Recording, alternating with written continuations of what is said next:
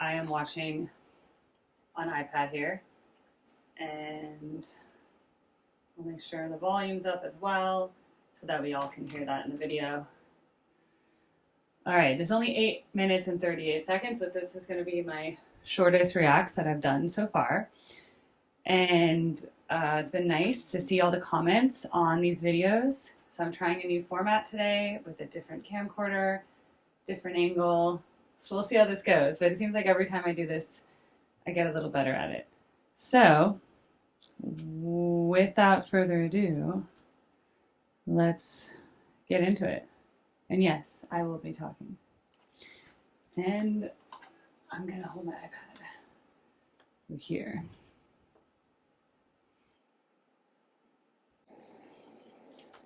All right. All right, got psychedelic entrance with mushrooms. Okay, so I heard that the sphere has like crazy visuals because it's a sphere. I've actually seen it in Vegas. It's huge. It's much bigger than you would think. All right, so now I get to see how old these people look in real life. I was actually in Vegas this weekend. Yeah, here we have kind of a dissonant, that's just power chords, but the piano is in a dissonant chord comparatively. And there keeps being this tension, non-tension with the distortion. See, hold, harmony. That's reminding me of a lot of things. A lot of rock songs. All right, so we got I think that's red and green Moo Moo. It's Maggie Pink, can't tell in the lighting. We got these box. Again, vocals are very tough. He went across the street. Look at the race you thought you had. Very simple. I want to pause for a second. Okay, so the background looks like when you're going through the Death Star. You know, when Luke is going through the Death Star and he's trying to shoot it and he flies through those things. Okay, so far, this song sounds more like a rock song because I've heard a song that literally has a similar to like like a lot of rock songs have that. What's made this different so far is the piano is kind of dissonant against it. They're not really playing in the same chords to make it sound harmonious. It's sounding like a lot of tension. And then even the way the distortion is, it goes like a really distorted section and then like less. So it's like tension, release, tension, release. Obviously this audience is huge. Like I said, I was in town that weekend, so that's when this whole Phish thing started in the first place. 2 things this year. One, I went out with the 2 dates on this guy who was like, do you like Phish? And I'm like, statistically, that's probably going to be no.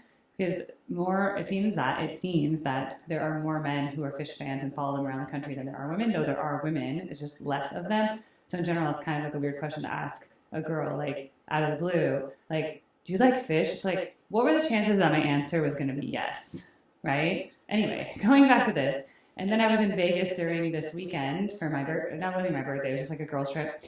And I saw all these Phish people there because they all had shirts on and stuff. And then we saw, oh, they're playing at the Sphere. And I was like, all right, whatever. So obviously the camera work here is pretty crazy. It's definitely a pedally distortion-y thing. Synthesizer going in between that and piano. It's interesting. They have the shield around the drum kit and then the speaker overhead. I'm guessing it has to do with the acoustics of the venue. Carini. Does Karina have a tubby head? Nomi head? Yelling at the end of that. Okay, here's more keys, details. Dun, dun, dun, dun, dun. Little guitar solo. Yes, the microphone that's above him. They have the drums and that encasing probably so they can amplify them properly. Because otherwise the sound would just go out everywhere and not have the right thing. That makes sense because the other instruments are plugged in except for the piano. So I'd love to see how they, okay, distortion, distortion, distortion. A lot of dissonance hidden throughout this. Piano, you have to like hear this doing its own dun dun dun dun dun dun dun thing. Guitar's going crazy. All right, they got the audio visuals. Oh wow, look at the audio. That's crazy. What a venue. I heard it's really expensive. So they know what to do. They're just booking these bands that they're willing to pay for it. Yep, they got him on the microphone because the other instruments are plugged in. Let's see, how do they amplify this piano? I'm very curious. Probably underneath where the soundboard is because the grand piano is closed. Yeah, so they have some way. I think some new grand pianos have dual where they have a digital hookup, but it's kind of like what people thought rock and roll was going to be like. It's like, what's the future of rock going to be? It's like, oh, I just like to go to these concerts. And apparently this is called a jam band because they're just jamming right now. And then apparently people are just in the audience being like, wow, this sounds awesome. Look at the psychedelics.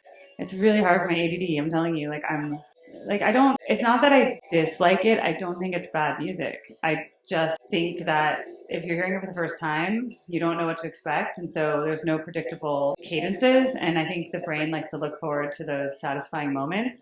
And because this is just build up, build up, build up, build up, I think the first time you hear it, it's just like, where is this going? What is the point? That's kind of my thoughts on it. So there's cool piano in this one. Like, I definitely think it's like, there's been a lot going on. Okay, now a lot of rhythms are going on at once between all the instruments. They're all just playing their own thing individually. And so that's why it sounds so discordant, because piano's doing his thing. Bassist is on his own rhythm. Yeah, they're all in different rhythms. Guitar just doing his solo, and it has a ton of distortion. Only thing consistent is that drum set. Yeah, the drums do sound great. Do you hear that in the recording? It's because they have them in that case and then they've put the microphone over it. Obviously, this is like some amazing professional recordings. They have like flying cameras. So I don't know if that's a drone, or I assume they have some sophisticated camera system throughout the whole sphere that can grab all these shots, which is pretty cool. It's like a windmill effect on the lights. But this is more projected things, a digital screen, not as much a light projected onto the thing. It seems like it's coming from like a pre-planned computerized program that's playing it, right, on a display versus projected light like I see on the other Phish videos when they're on concert themselves. Rainbow beams, stage is yellow and red. I wonder if the stage lighting was flexible. Yeah, because it's the way it's geometric. Those are computer generated. The sphere, maybe it is done with projection. I don't know enough about the sphere, but whatever it is, it's all pre-created with a computer. And then I'm sure this is in 3D because it's spherical, but we only get kind of a flat view. More, I see all the pedals he has to press to switch between the sounds. Wow. Okay, so my sense of that is it's a more, compared to the other pieces I've listened to so far, that one just seems more like a rock and roll kind of hard rock. That was a lot of which again, it just reminds me of other rock songs like that's a song. And then that's also the Avengers theme, you know, from the Marvel movie.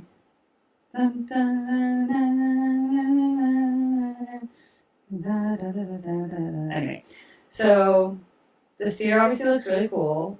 Very lucky to those who can afford it, I'd say. It seems that to follow Phish around these days, you have to be pretty wealthy, because it seems to be the tickets are very expensive.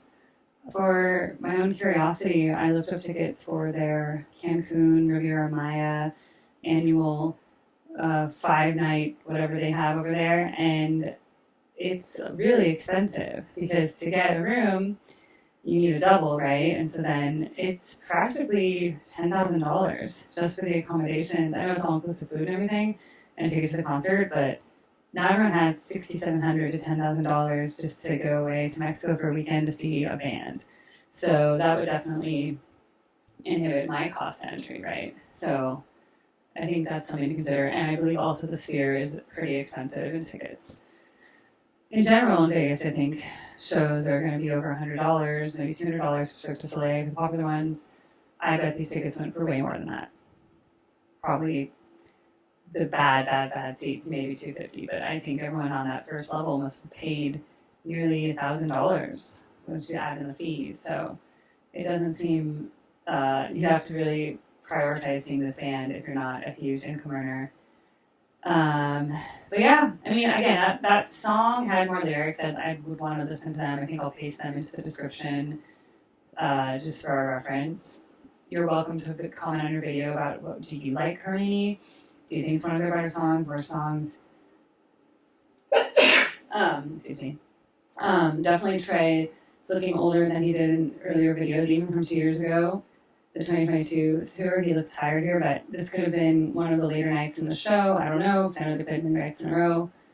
Or maybe traveling there was difficult. It can't be easy. I mean, it's so hard. They play these long shows. You got to be in great physical shape. You got to be able to stand up there. Every single one of those instruments is extremely manually exhausting, right? Physical labor. You're playing keyboards. You're playing bass. You're playing guitar. And not only that, they have all the little things they're doing. The keyboardist is always doing all the different synths, and there's so many things to change. Guitar is using his foot pedals, and there's so many options I saw on his console of pedals opportunities. And then even the bass has that situation because you can put pedal modifications on bass guitars also. And then again, the drums was the most consistent thing in that, just a very like steady rock beat. And then it seems like everything else was just kind of dancing around it, and a lot of clashing between the keyboard and the guitar and the bass, and they weren't necessarily playing. They don't play in the same chords. They rarely play in the same chords, and they all have their own little motives going on at the same time. And so, yeah, it's a little bit overwhelming. So I do think it's just the kind of thing. I know even for me, like the first time I heard the Hamilton soundtrack, I was like, "What is this? Are you joking?"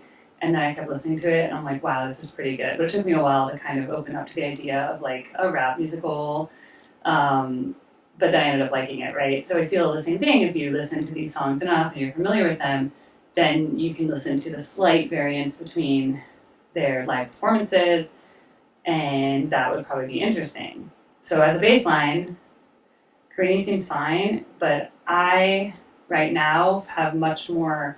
I feel like Divided Sky was much more memorable, as was You Enjoy Myself, in terms of having a distinct, Divided Sky had the palindrome, and You Enjoy Myself, it had some pretty cool melodies in it, whereas this Carini didn't really have a melody in the vocal line that was compelling, and I also felt all we had in the guitar really was this na na na na na na, very repetitive, drone-ish kind of thing. So again, it just sounded very average, like the average rock song. If you were going to imagine, take up the rock band, have them play something a little more dissident, and I think that's what you get.